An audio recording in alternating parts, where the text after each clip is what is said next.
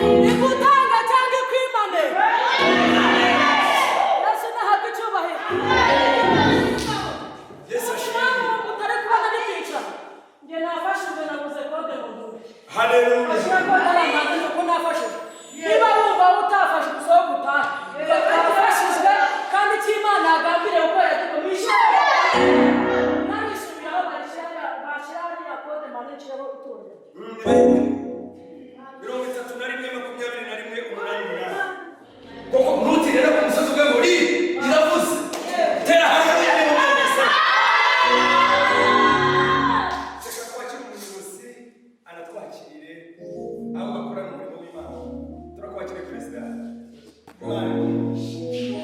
haleluya singane batuzi ni love of God love righteousness worship kugira kuri love of God cyangwa se urukundo rw'Imana gukiranuka kwayo kuko twitwa Imana yabishyuye. Amina.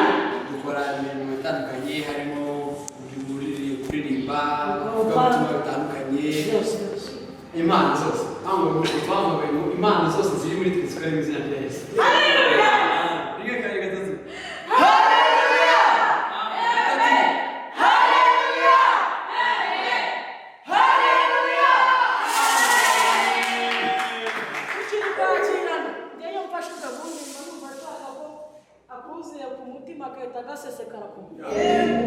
Amen. Amen. Nashimane mwiye kumbaga ebyiri nkabanyambaye ibyuma nkabanacyambaye pareye nkamuhora nimuguruka bikemera si Imana guhimbaza. Amen. Turi gutega mu Rwanda dutwara ubuzima. Nakubwiye ngo imodoka ibareke nawe kudutwara kuruta tuzajya tubatwara. Nabivuze sinabivuze.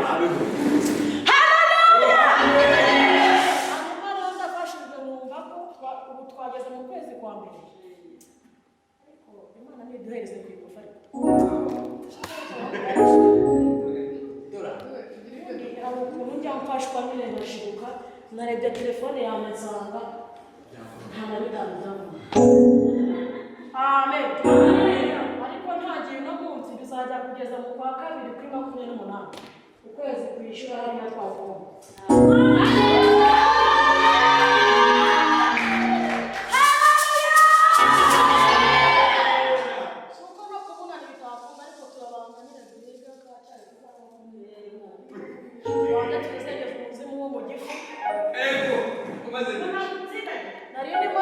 Turimo dusoma ibintu by'umweru ahantu ubushize Imana yavuganye natwe ikatubwira ngo ibiteje icyoke